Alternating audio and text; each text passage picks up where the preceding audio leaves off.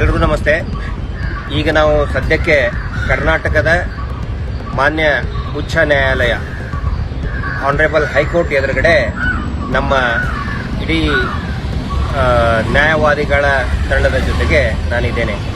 ಈಗ ತಾನೇ ಒಂದು ಅರ್ಧ ಗಂಟೆ ಹಿಂದೆ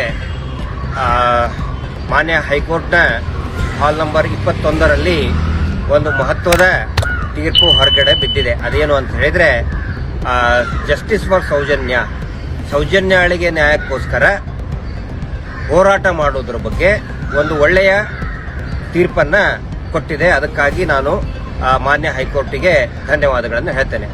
ಏನು ತೀರ್ಪು ಅಂತ ಹೇಳಿದರೆ, ಕಳೆದ ಒಂದು 15 ದಿನದಿಂದ ಅಲ್ಲಿರ್ತಕ್ಕಂತಹ ಧರ್ಮಸ್ಥಳದಲ್ಲಿ ನಡ್ತಕ್ಕಂತಹ ಅನೇಕ ಅತ್ಯಾಚಾರ ಕೊಲೆಗಳ ಕುರಿತಾಗಿ ಒಂದು ವಿಡಿಯೋ ಬಂದ ನಂತರ ಮತ್ತು ಅದಕ್ಕಿಂತ ಮುಂಚೆ ಏನು ಸೌಜನ್ಯ ಹೋರಾಟಗಾರರು ನ್ಯಾಯಕ್ಕಾಗಿ ಹೋರಾಟ ಮಾಡ್ತಾ ಇದ್ರು, ಅದರ ಕುರಿತಾದಂತಹ ಒಂದು ಆದೇಶವನ್ನ ಪೊಲೀಸರು ಮತ್ತು ಈ ನಿಜವಾದ ಯಾರು ಅದನ್ನ ಅತ್ಯಾಚಾರಿಗಳು ಇದ್ದಾರೆ ಅವರ ಕಡೆಯವರು ಏನು ಮಾಡ್ತಿದ್ರು ಅದನ್ನು ತಿರುಚಿ ಪೊಲೀಸರಿಗೆ ಹೇಳಿ ಸುಮ್ಮನೆ ಈ ಪ್ರತಿಭಟನೆಗೆ ಅಡ್ಡಿಯನ್ನ ಪಡಿಸ್ತಾ ಇದ್ರು.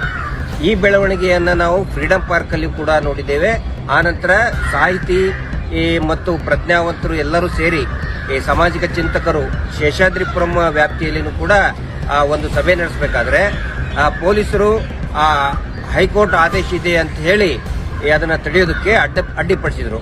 ಹೀಗಾಗಿ ಆ ಆದೇಶವನ್ನ ಚಾಲೆಂಜ್ ಮಾಡಿ ನಿನ್ನೆ ಸೋಮವಾರನೇ ಅದನ್ನ ಚಾಲೆಂಜ್ ಮಾಡಿ ಹಿರಿಯ ನ್ಯಾಯವಾದಿ ಶ್ರುತಿ ಅವರು ಕೂಡ ಒಂದು ಅಂದ್ರೆ ಚಿಂತಕರು ಸಾಹಿತಿಗಳ ಪರವಾಗಿ ಆ ಒಂದು ಆರ್ಡರ್ ಕೂಡ ತಗೊಂಡು ಬಂದಿದ್ರು. ಅವಾಗಲೂ ಕೂಡ ನಿನ್ನಿಂದ ಮೊನ್ನೆ ಇದೇ ಮಾನ್ಯ ನ್ಯಾಯಾಲಯ ಆದೇಶ ಮಾಡಿದೆ, ಹೋರಾಟಕ್ಕೆ ಅನುಮತಿ ಇದೆ ಅಂತ ಹೇಳಿ. ಇವತ್ತಿಗೂ ಕೂಡ ಇವತ್ತು ಏನಾಯ್ತು ಅಂತ ಹೇಳಿದ್ರೆ, ಆ ಆದೇಶ ಮೊನ್ನೆ ಆದಂತ ಆದೇಶ ಅದು ಸೌಜನ್ಯ ಹೋರಾಟಗಾರರಿಗೆ ಅನ್ವಯಿಸುತ್ತೋ ಇಲ್ಲೋ ಅನ್ನುವಂತ ಒಂದು ಡೌಟ್ ಇತ್ತು. ಅದು ಇವತ್ತು ಕ್ಲಿಯರ್ ಆಗಿದೆ. ಯಾರು ಬೇಕಾದ್ರೂ ಕೂಡ ಪ್ರತಿಭಟನೆ ಮಾಡಬಹುದು, ಶಾಂತಿಯುತ ಪ್ರತಿಭಟನೆ ಮಾಡಬಹುದು ಅಂತ ಹೇಳಿದ್ದಾರೆ. ಅಂದ್ರೆ ಕಾನೂನು ರೀತಿಯಾಗಿ ಮಾಡಬಹುದು ಅಂತ ಹೇಳಿದ್ದಾರೆ. ಇದು ನಿಜವಾಗ್ಲೂ ಕೂಡ ಒಂದು ದೊಡ್ಡ ಮಟ್ಟದ ಜಯ. ಪೊಲೀಸರು ಇದರ ಅರ್ಥ ಏನಂತ ಹೇಳಿದ್ರೆ, ಪೊಲೀಸರು ಅವರಿಗೆ ಅನುಮತಿಯನ್ನ ಕೊಡಲೇಬೇಕು. ಏನು ಯೂಶುವಲ್ ಪ್ರೊಸೀಜರ್ ಇದೆ ಅದು ಮಾಡಬೇಕು. ಒಂದು ವೇಳೆ ಅದನ್ನ ಪ್ರತಿಭಟನೆಗಿಂತ ಮುಂಚೆ ನೀವು ಮಾಡಬಾರ್ದು, ನೀವು ಕೋರ್ಟ್ ಆದೇಶ ಇದೆ ಸುಳ್ಳುಗಳನ್ನ ಹೇಳಬಾರ್ದು. ಬಹಳ ಸ್ಪಷ್ಟವಾಗಿ ಹೈಕೋರ್ಟ್ ಹೇಳಿದೆ, ಪೊಲೀಸರು ಅಥವಾ ಸರ್ಕಾರ ಅವರ ಸಂವಿಧಾನಿಕ ಹಕ್ಕನ್ನ ತಡೆಯುವ ಹಾಗೆ ಇಲ್ಲ ಅಂತ ಹೇಳಿ ಹೈಕೋರ್ಟ್ ಬಹಳ ಸ್ಪಷ್ಟವಾಗಿ ಹೇಳಿದೆ. ಪ್ರತಿಭಟನೆ ಮಾಡೋದು ಪ್ರತಿಯೊಬ್ಬರ ಹಕ್ಕು ಅಂತ ಸ್ಪಷ್ಟವಾಗಿ ಹೇಳಿದೆ. ಅದನ್ನ ತಡೆಯುವಂತ ಅಧಿಕಾರ ಪೊಲೀಸರಿಗೆ ಇಲ್ಲ. ಇದು ಬಹಳ ಕ್ಲಿಯರ್ ಆಗಿ ಹೇಳಿದೆ.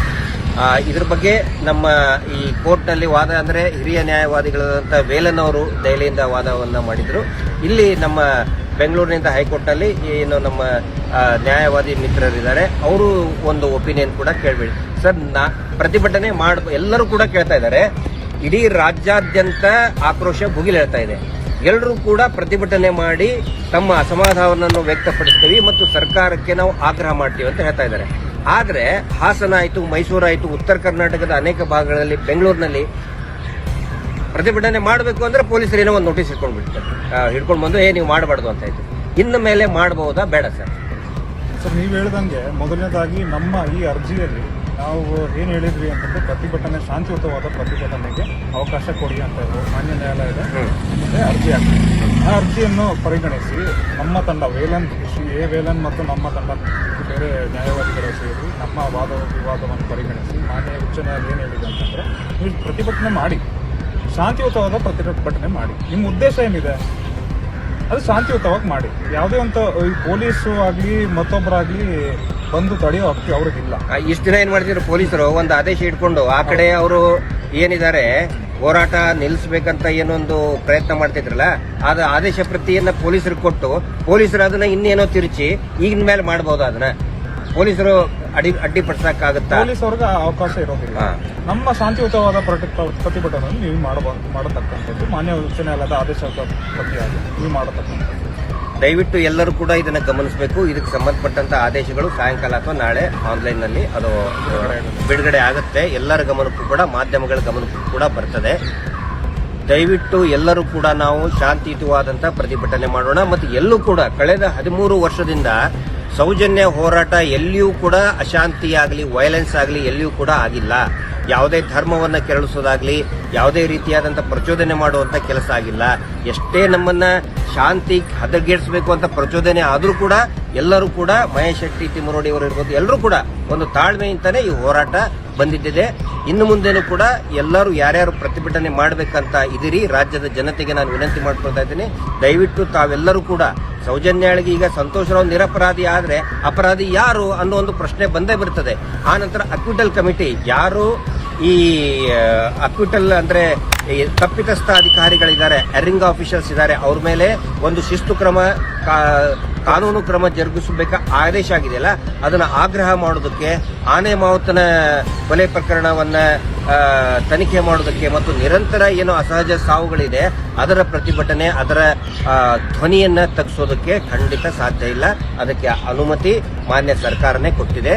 ಹೀಗಾಗಿ ಎಲ್ಲರೂ ಕೂಡ ತಮ್ಮ ತಮ್ಮ ಭಾಗಗಳಲ್ಲಿ ಯುವಕರು ಇರಬಹುದು ಅಥವಾ ತಮ್ಮ ಅನೇಕ ಸಂಘಟನೆಗಳಿರ್ಬೋದು, ಇನ್ನು ಮೇಲೆ ಯಾವುದೇ ರೀತಿಯಾದಂತಹ ರಿಸ್ಟ್ರಿಕ್ಷನ್ಸ್ ಇಲ್ಲ. ಇದಕ್ಕೆ ಸಂಬಂಧಪಟ್ಟಂತೆ ಮತ್ತೆ ಹಿರಿಯ ನ್ಯಾಯಾಧಿಪತಿಗಳು ಕೂಡ ತಮಗೆ ವಿಶ್ಲೇಷಣೆ ಮಾಡಿ ಹೇಳ್ತಾರೆ, ಮಾಧ್ಯಮದಲ್ಲಿ ಕೂಡ ಬರ್ತದೆ. ಹೀಗಾಗಿ ನ್ಯಾಯಾಲಯಕ್ಕೆ ಮತ್ತು ನಮ್ಮ ಎಲ್ಲ ನಮ್ಮ ನ್ಯಾಯವಾದಿಗಳ ತಂಡಕ್ಕೆ ಸೌಜನ್ಯ ನ್ಯಾಯಪರ ಹೋರಾಟ ಸಮಿತಿಯಿಂದ ಧನ್ಯವಾದಗಳನ್ನು ಹೇಳ್ತೇನೆ. ನಮಸ್ಕಾರ. ಮತ್ತಷ್ಟು ಸುದ್ದಿಗಳಿಗಾಗಿ ನೋಡ್ತಾ ಇರಿ ಪಬ್ಲಿಕ್ ನ್ಯೂಸ್ 24x7. ಇದು ಸತ್ಯದ ಧ್ವನಿ.